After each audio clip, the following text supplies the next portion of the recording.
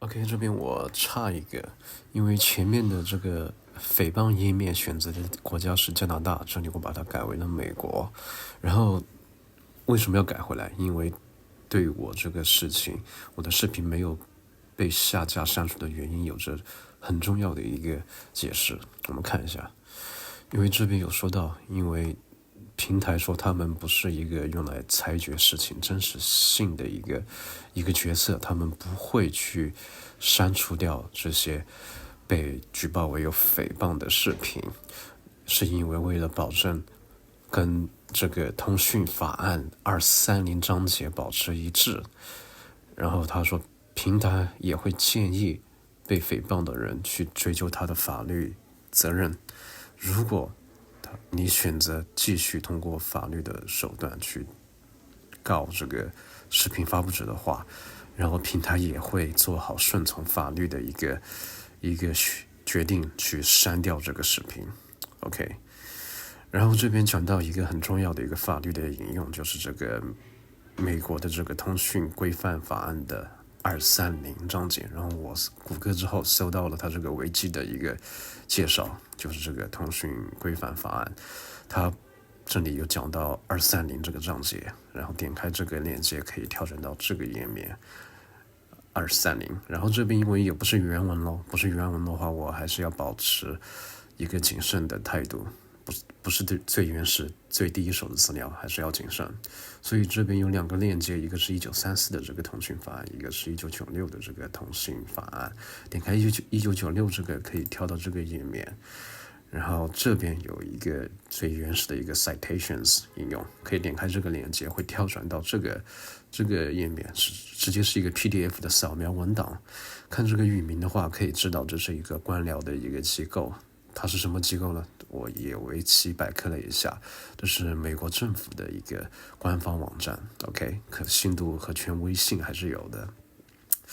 然后 OK， 这边我们可以看一下这个什么是230法案。然后因为内容比较多，我就挑重点来念吧。然后在这边它有一个说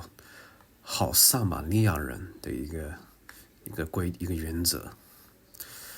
然后这边我都看了一下，这两条条款里面，我们看一下什么意思吧。就是说，信息发布者和说的人，任何提供者或者个人，一个互联网社交平台的用户，都不能被认为是信息的发布者和说的人，当他的信息是来自另外一个信息的提供者。这句话的意思我可以解释，之前北京他帮我发声之后，他又因为被排防省用法律的手段恐吓威胁之后，他下架了我的这个视频。这里可以解释就是说，如果他转发了我的这个信息，他不应该被认为是原始的一个发布者。 OK， 然后第二个是 civil liability， 是民事责任吧，对吧？我没翻译错吧？应该就这个意思。然后这里是说，没有用户或者提供任何互动电脑，就说为社交平台吧，任何社交平台的用户都不能够都有责任，当他的行为是出于善意的自愿的时候，去限制那些信息的可用性。这些信息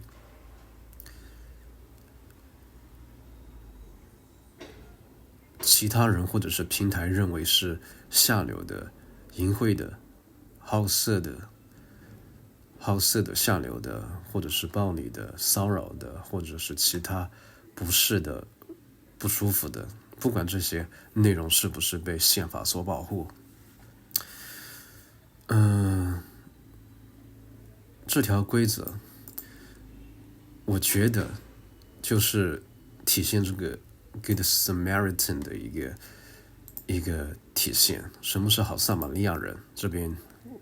可以看一下，这是维基百科对他的一个解释。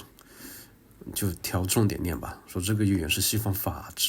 律制度的影响是，许多国家制定了好撒玛利亚法，用立法手段保护做好事的人。例如，在美国和加拿大，急救人士在抢救伤者过程中，或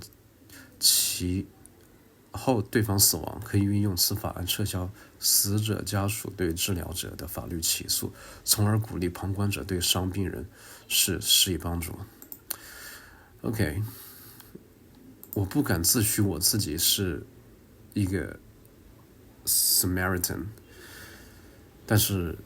当时帮我发生的北境，我觉得他可以被称为一个好的撒玛利亚人。所以这条法案我看了之后，我还是蛮感动的。所以我不敢自诩我自己是在第一时间是出于公共的利益去曝光这些事情。我可以肯定的说，我第一时间驱使我站出来的是我的情绪。我觉得牌坊省这类人他必须下线，要么他痛改前非认罪受到法律的制裁，要么他必须下线。我是带有情绪的再去这1年多来坚持曝光这个事情，所以我不敢自诩我是一个好的撒玛利亚人。OK， 后面的内容大家有兴趣的话可以自己看一下。然后他下面也有说到这些词汇的一些解释，然后也可以说到这个法案也不能成为是限制各种隐私法案的一个理由。所以他这个法律的条文条款写的还是很细，既不会去跟其他的法律有冲突，也能够很好的保护这些公开出来的好撒玛利亚人。 OK， 然后因为这个文档看样子是他们直接扫描的纸质的一个版本，所以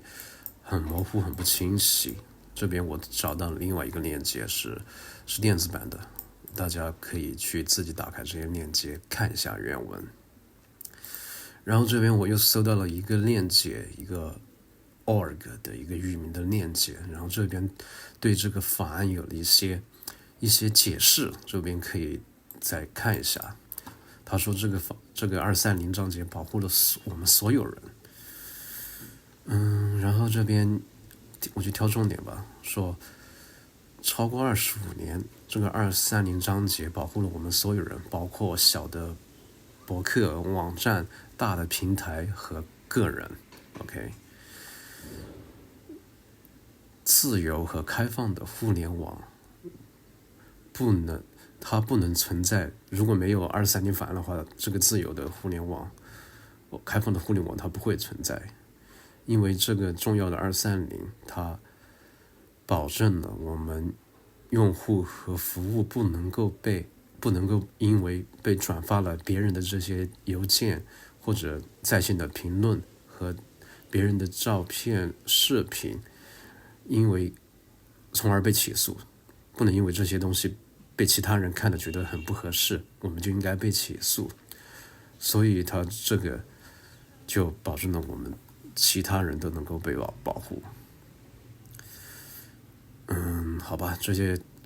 篇文章还有其他的，大家有兴趣的话自己看一下。我